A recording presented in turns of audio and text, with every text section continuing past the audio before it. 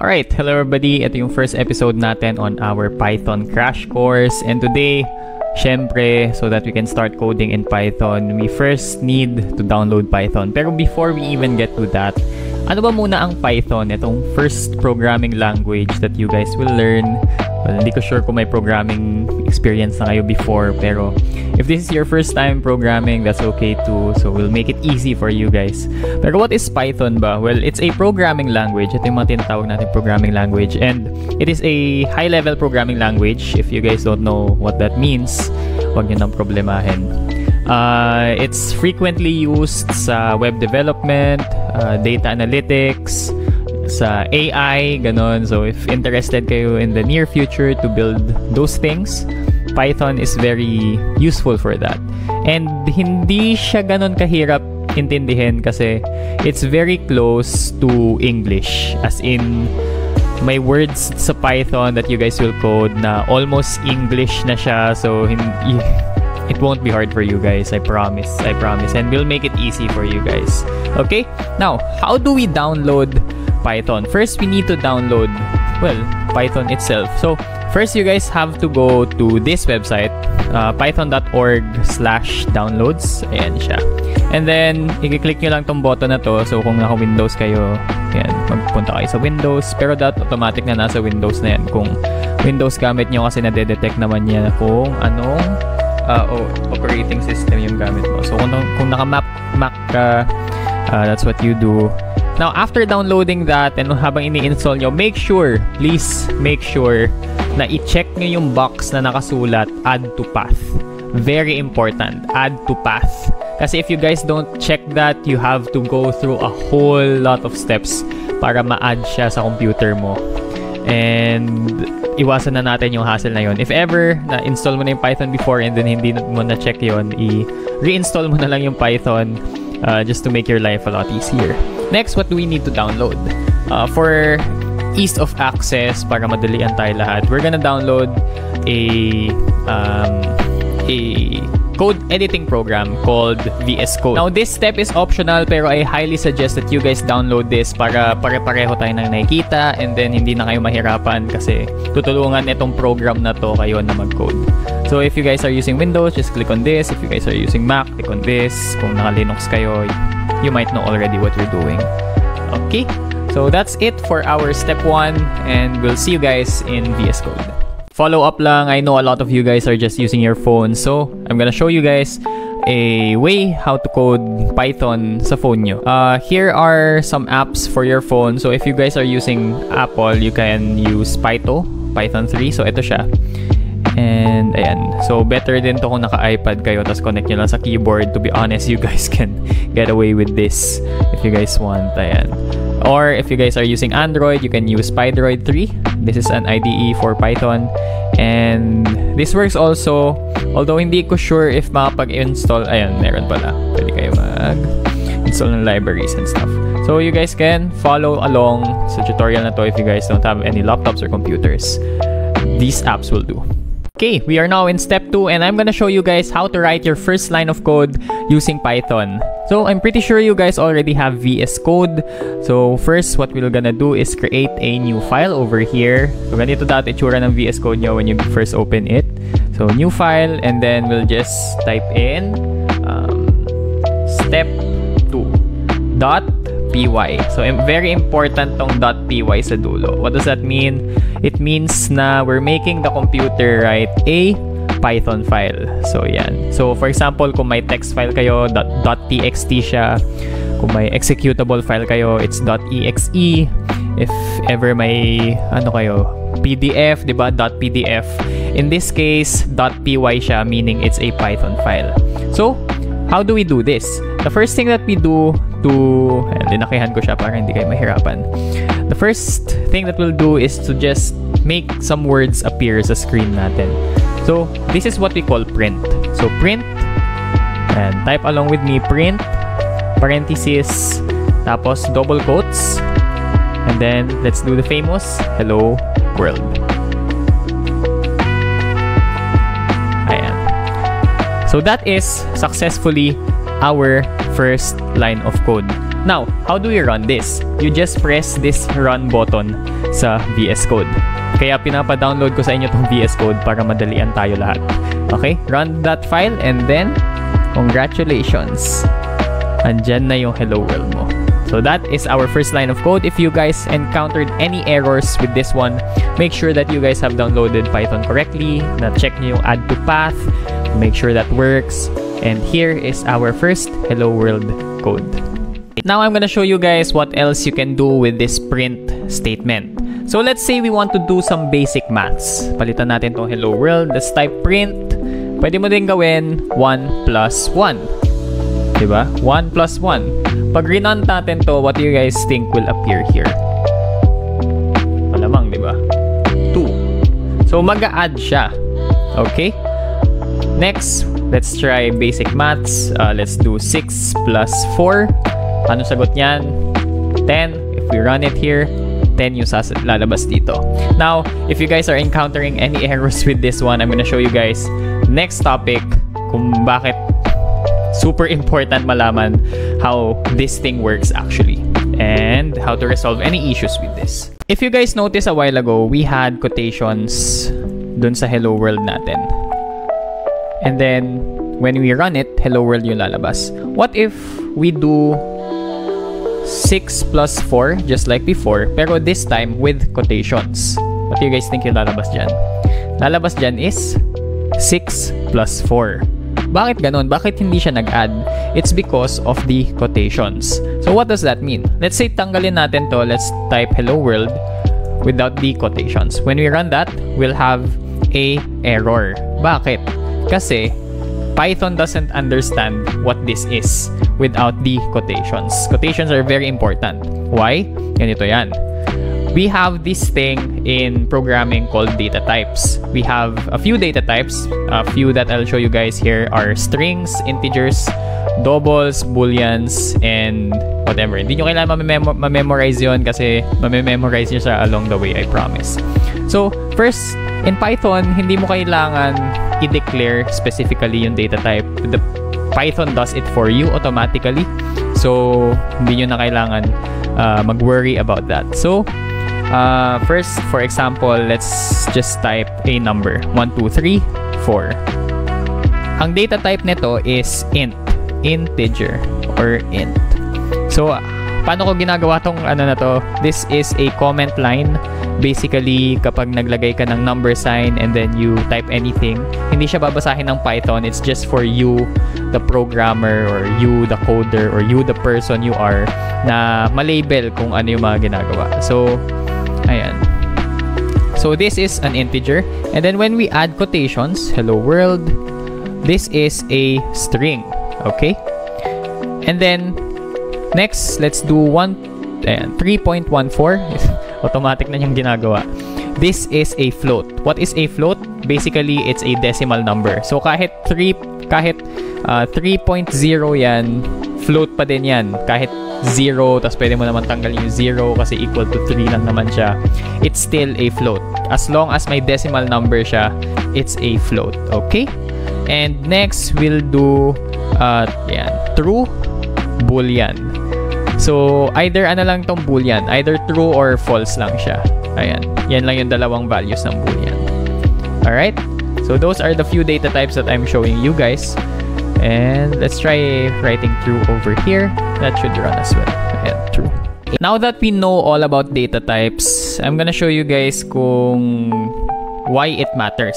So for example, we again have our print statement here. We have hello world.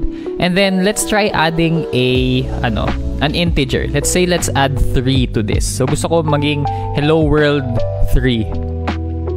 Okay? Let's run it. Mangyayari, magkaka-error siya. Bakit siya may error? Kasi hindi pareho yung data type nila. So see if we add quotations dito sa 3. So this is a string. And then this one is also a string kasi kahit number siya, may quotation siya which converts the text into a string. Kahit ano pa yan, kahit 3.14 ilagay ko dito, string pa din yan. Pero pag tinanggal ko tong quotations, it's now a float. So let's say, let's add 3.14. Ang mangyayari dito, hello world 3.14. Pwede niyang i-add yung dalawang strings. So how is this useful? Let's say we have a name. Let's say hello, and then let's add my name here, Sam. So when we add that, we have hello Sam, diba? Now, observe this. Kapag we have an integer 34, 3 lang para hindi mahirap. We have an integer 3 plus we have an integer 5. Ano mangyayari dito? Magiging 8 yung sagot. Let's make this float. Now, in Python, this would work. Kasi it converts this automatically to float since number lang din naman siya. Automatic niyang ginagawang 3.10.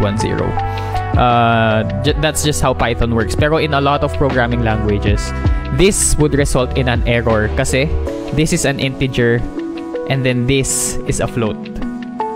Okay? So, ito yung benefits natin on using Python. That's why I told you guys na mas madali siya gamitin compared to other programming languages. So that's pretty much it for this video. Here in this next step, I'm gonna show you guys one of the most important things in programming. Well, since crash course to, lahat talaga to important, pero this one is probably the most life-changing for you guys. Okay?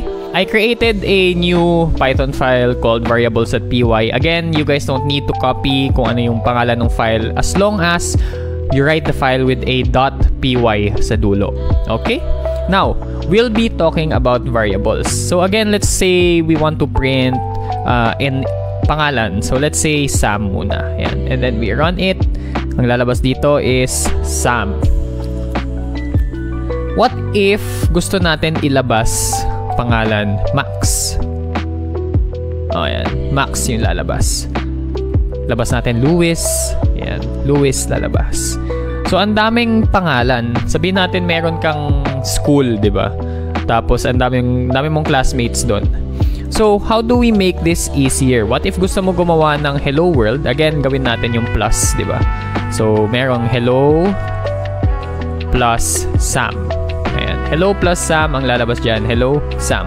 What if ayaw mo na si Sam lang yung lumabas dito? What if gusto mo pa iba-iba siya?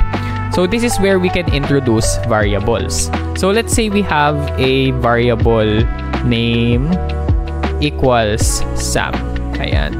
Now, this concept is very similar to that sa math. Diba sa math, meron tayong X, meron tayong Y, and then pwede mo silang ipag-add, pwede mong hanapin yung value ng X, pwede mong hanapin yung value ng Y, diba? And those, even in math, those are called variables. So basically, those are parang placeholder values on actual values. So in this case, we have our name is equal to Sam. So instead of writing Sam over here na string, what we instead can do is type name. Okay? So ang lalabas dito is still hello Sam. Let's say let's change this. Let's make this George.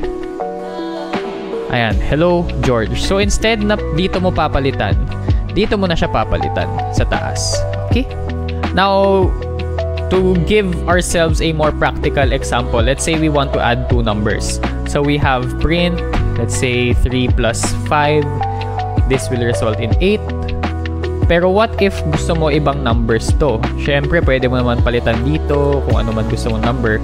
Pero what if ayaw mong ganun? Kasi as long as you just keep on running this, the answer will always be the same. So let's say we have print x plus y. What do you guys think yung lalabas dyan? As of now, magkaka-error siya kasi the program still doesn't know what x and y means. So we have to first put values into x. Let's say x is equal to 3, and then let's put values into y.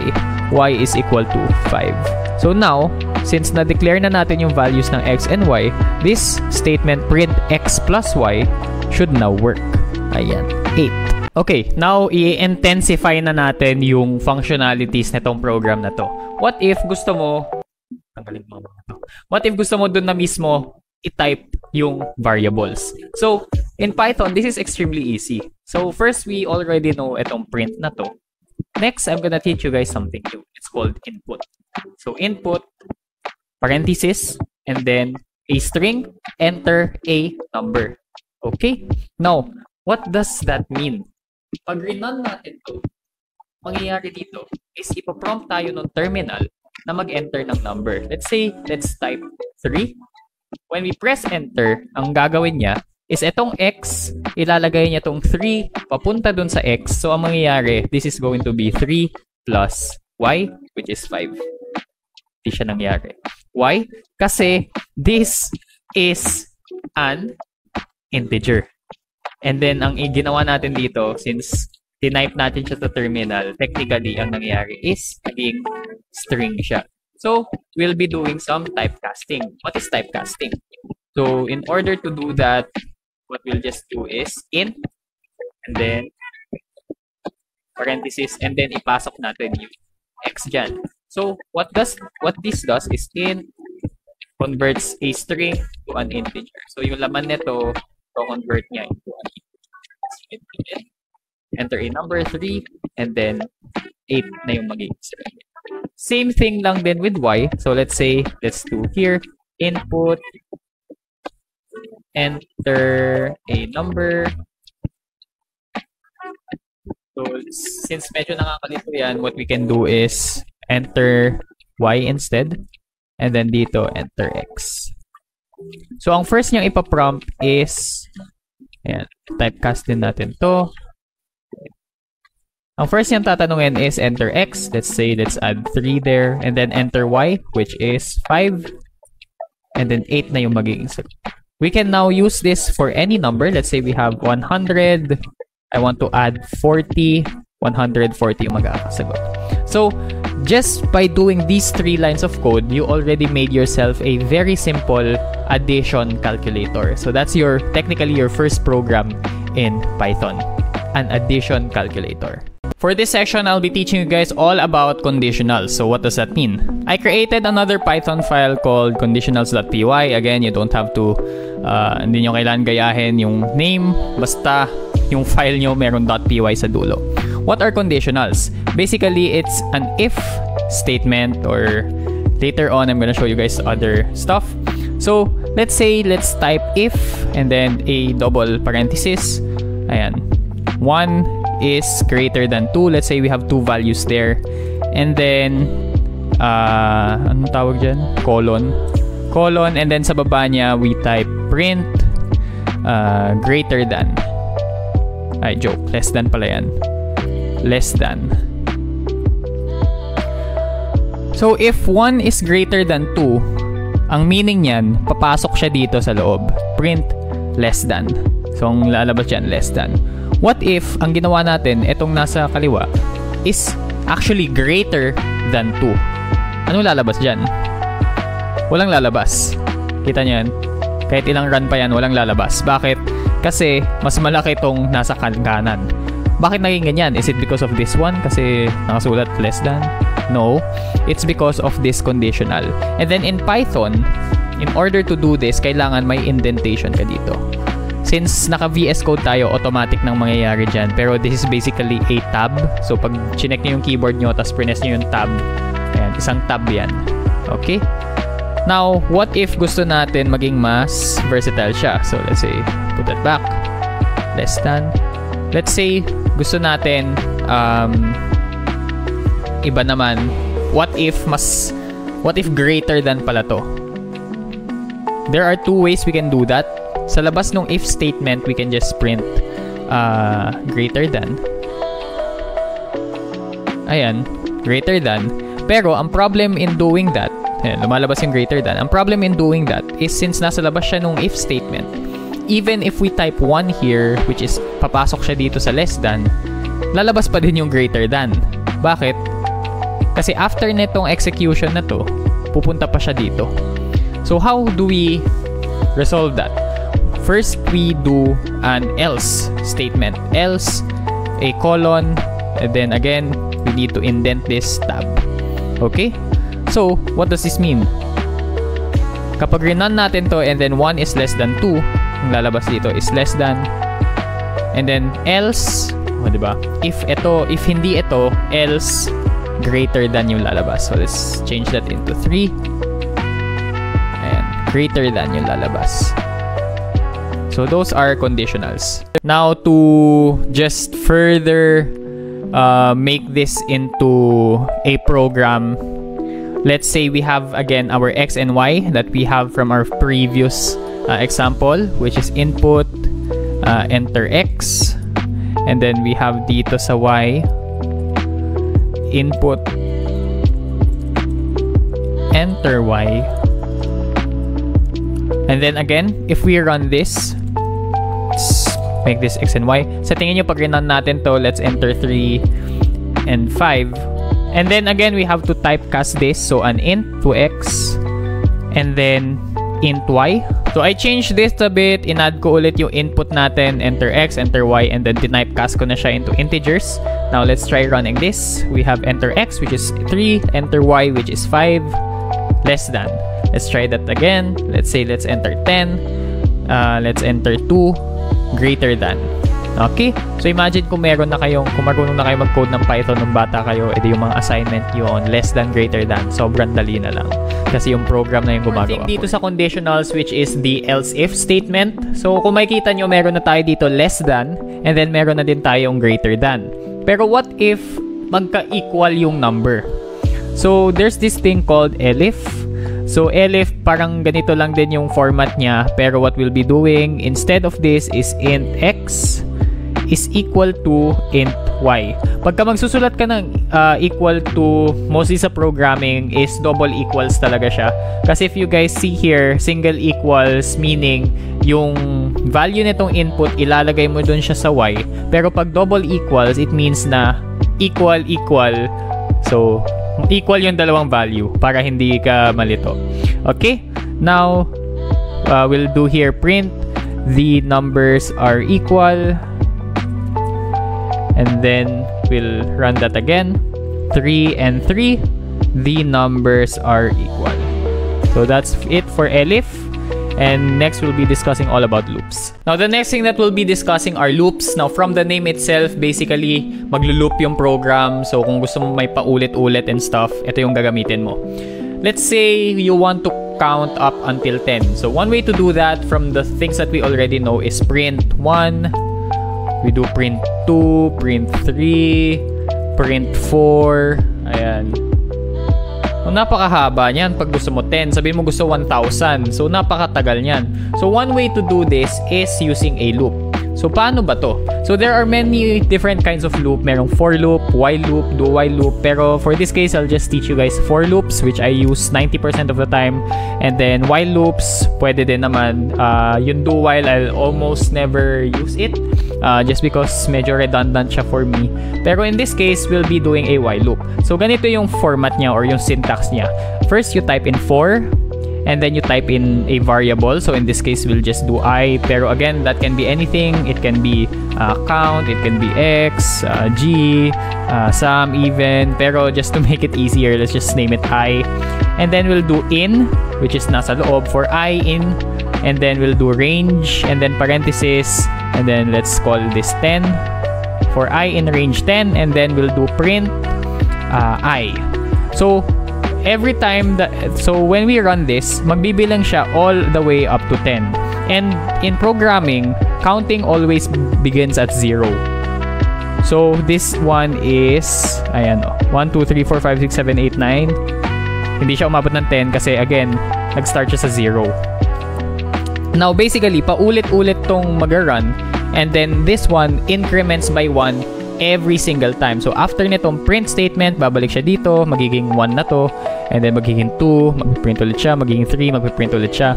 So, let's say you want to print hello world 10 times, we can do that too, and then 10 times mag-repeat tong hello world. Diba? Amazing.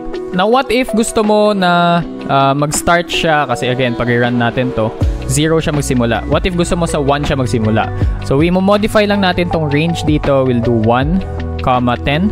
So, ito yung starting number nito, and then ito yung ending number. Ito yung ending count, sorry. So, 1 up to 9. So, para magawa natin hanggang 10 yan, we need to do 11. Kasi again, programming counts at 0. So, ayan siya. So, that's pretty much a for loop. Now, I'll be showing you guys what a while loop looks like. So, let's say we want to add a number up until, well, add a number up until it reaches number 10. So that's when we'll be doing a while loop. So while, and then here, while, say may variable tayo dito sa taas, let's give it a number 0. While x is equal to 0, while x is not 10, and so while x is not 10, ang gagawin natin is ipiprint natin yung x, print x, and then mag-a-add tayo ng 1 dun sa x, x plus 1. So this will, x is equal to x plus 1. Kasi hindi natin sinet yung variable. So now that should be okay. Ayan. So again, it starts at, ayan. Lagyan natin sa 1 yan para hindi na. Ayan. So while x is not equal to 10, so bakit hanggang 9 lang siya? This is because after this becomes 10, lumagos na siya dito, hindi na siya papasok dito kasi ang totoong value nito is 10. So let's say lagay tayo dito x, kasi ito tanggalin natin. 10 yung lalabas dyan. Kasi hindi na papasok dito kasi naging 10 na siya. Okay? So that's pretty much while loop. If you guys can see, almost the same lang siya with for loop. Ang difference lang, parang dito, kasama na siya dun sa loop mismo. Hindi mo na kailangan ilagay. So parang iniba mo lang ng konti. So that's it for while loop. The next thing that we'll be discussing are data structures. Now, ito medyo medyo pa-advanced na tong topic na to. So hang on. This is a very important topic as well and one that will really help you guys sa inyong programming. So the first data structure that we'll be talking about is called list. So from the name itself, it's basically a list of items. So let's say we have a variable called fruits. And then we can just have a string here called apple. Ayan, apple. Pero when we try to print this, it will only just be apple. Ayan. Clear ko ito. Ayan. Apple lang siya. What if we want to have multiple fruits? Well, syempre we can also have fruits number 2. Fruits number 2. We have strawberry. Then we have fruits number 3. We have banana. We have fruits 2. And fruits 3. Pero there comes a time later on, let's say you have 100 of fruits. Sobrang hirap na yan. So what you can do is this thing called a list. So in order to make a list, you just need to add itong bracket na to pero square. Hindi ko alam yun. Malimutan yung tawag.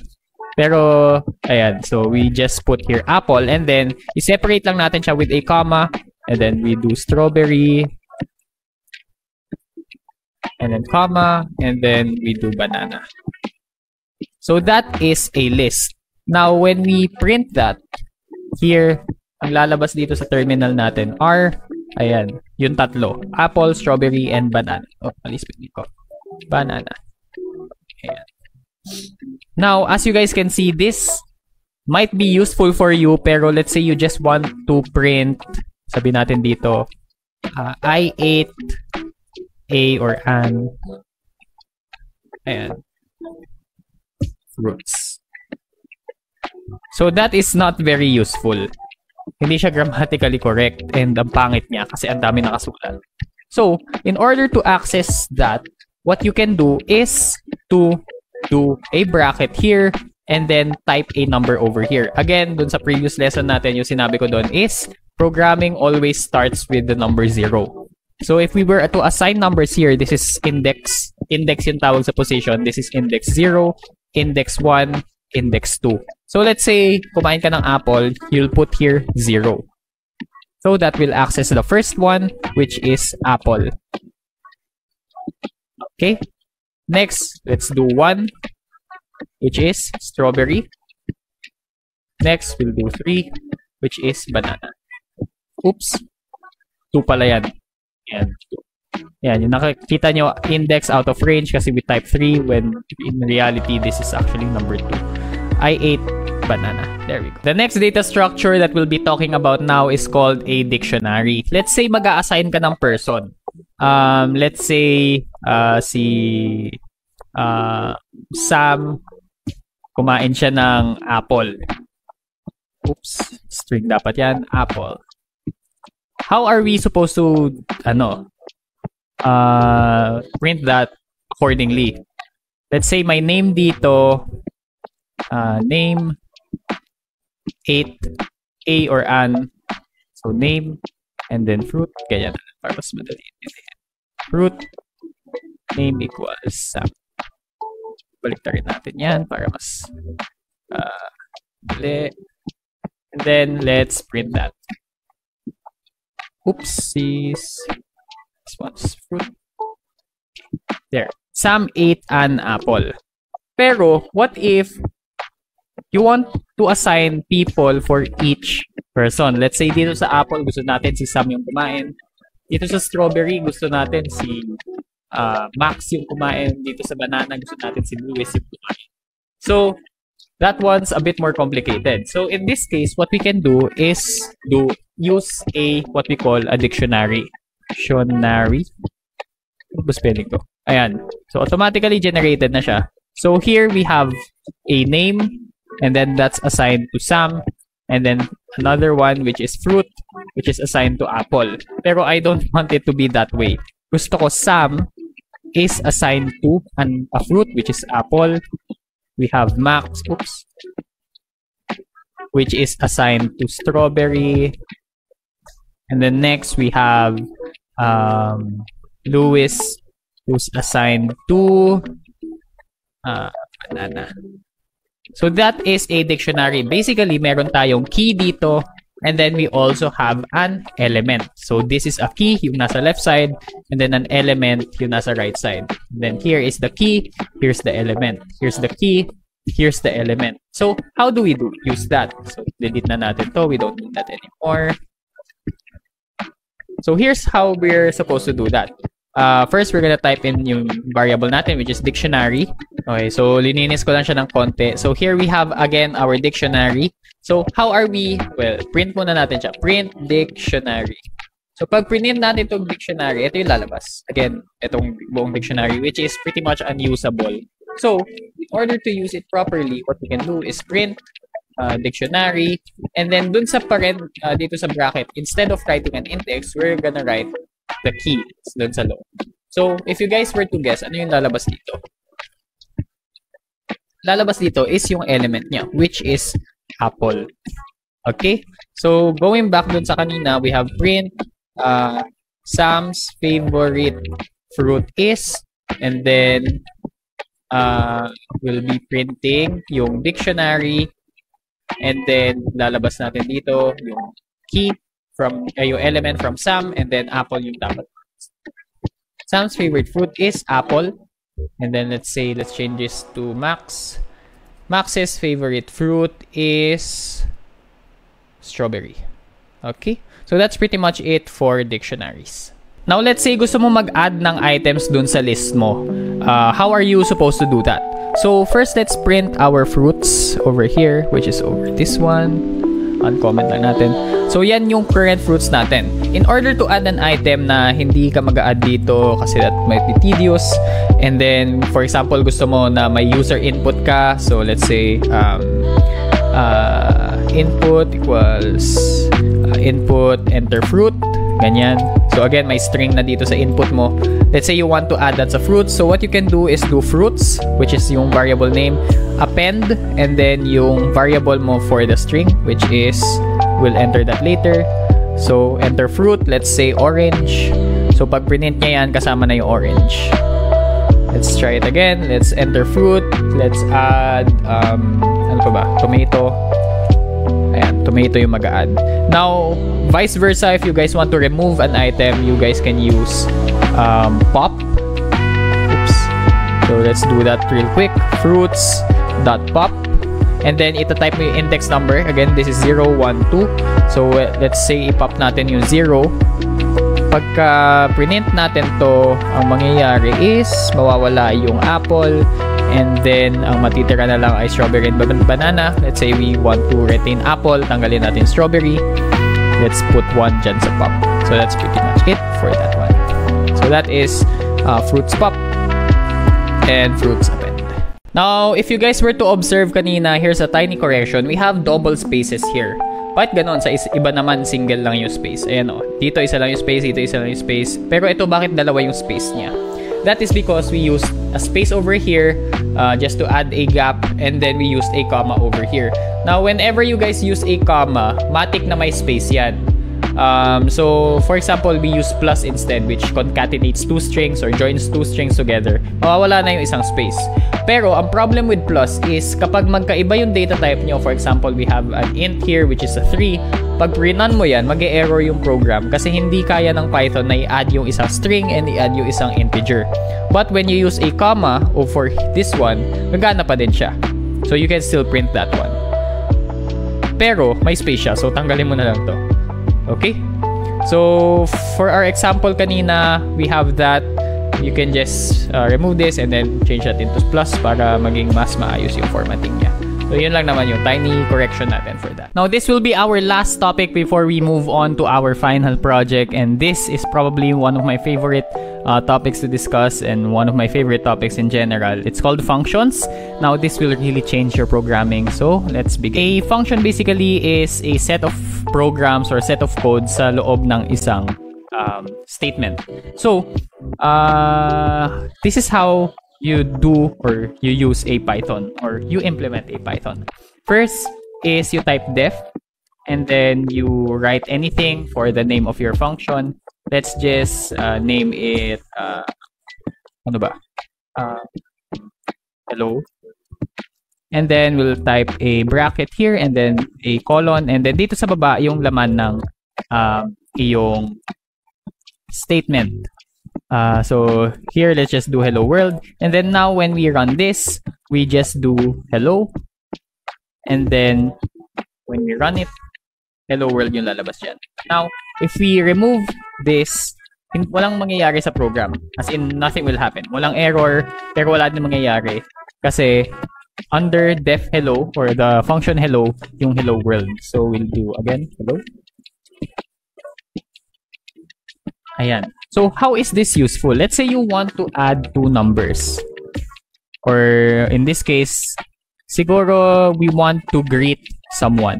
So, we'll put a variable over here. We have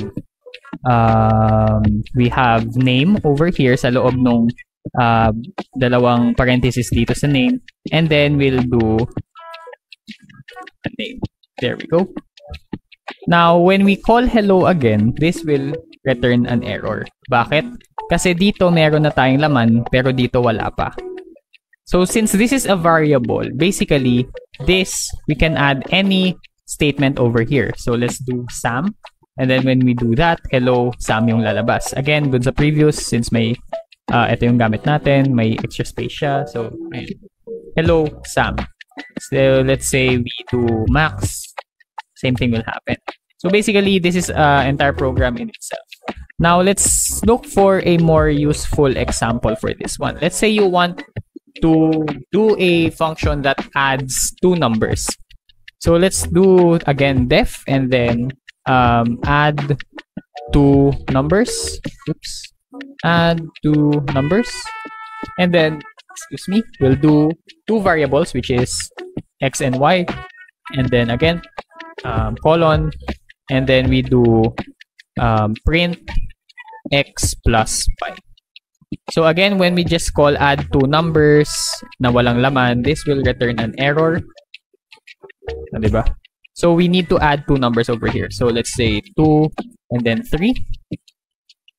5 yung lalabas. Now, take note here, we use comma instead of plus kasi ito na yung magpa-process nung dalawang numbers natin or dalawang variables natin.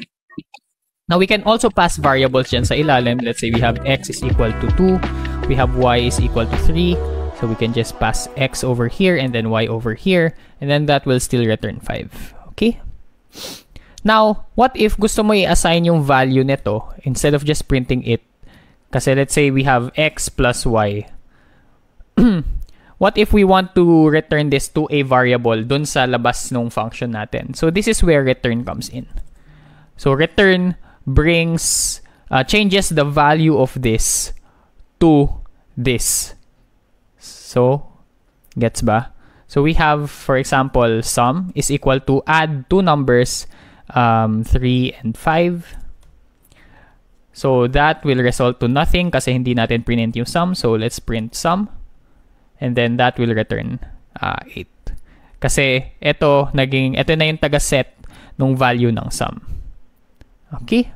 So those are functions. I'll show you guys a more complicated example on our next one. Now the next function that we'll be doing is basically a counter na method. So implementing yung ginawa natin kanina with loop na magbibilang siya up to what number. We'll be implementing that now through a function. So let's do another function. So def, we have countdown, and basically a countdown.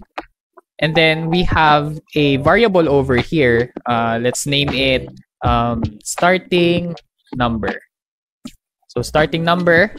Now we do kinukumpleto na niya eh. Okay, so while starting number is greater than 0. So bakit ganon? Kasi for example, we input 10 over there. 10. And then, if it's still greater than 0, magde-decrease siya ng 1. So, 1, 2, 3, diba? Up until mag-reach siya ng 0. Up until mag-reach siya ng 0. So, while starting number is greater than 10, we do print starting number. And then, we decrement it to 1. Starting number is equal to starting number minus 1. Okay. Now, next, to declare this, to make it run, we do countdown, and then we input our starting number. So this can be any number. Let's just do 10. So when we run this, magka-countdown siya 10, 9, 8, 7, 6, 5, 4, 3, 2, 1. So let's say, this is why functions are very useful. Let's say you want to have multiple countdowns.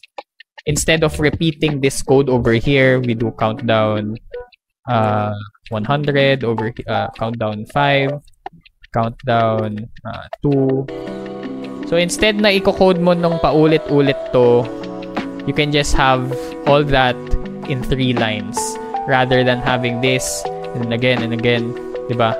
And it adds up pretty quickly. So instead na ganun, ito na lang i-run mo for future uses. Now that's pretty much it for our tutorial on Python. Next is we'll be doing an actual program, an actual project that you guys are going to code first, and then sa next video is papakita ko sa inyo kung paano ko siya in-implement. The project that we'll be doing is a to-do list manager or a to-do list app. Dito sa app natin, pwede kang mag-input ng mga task or mga items dun sa to-do list mo. Pwede mo i-display yung items dun sa to-do list mo or isa-isa. And then, pwede mo din i-quit yung application. So, that's pretty much it. You guys go code that, and then in the next video, I'll show you how I implemented it. If you guys need extra clues, basically, yung sa pag-add ng task, it could be a list of tasks. So, yung list natin na pinakita natin kanina. And then, yung pag-display ng task, pwede siyang loop. And then, i-iterate mo for each item ng task to print it one by one. Or pwede din naman na ma-access mo siya through yung naka-square brackets. And then, sa quit naman, it can be through using if or else statements. If 1 yung in-enter mo, you can add a task. So, that's input. And then, if 2 yung in-enter mo, pwedeng display. And then, kung 3 yung in-enter mo, pwedeng quit the application. So, yun lang naman.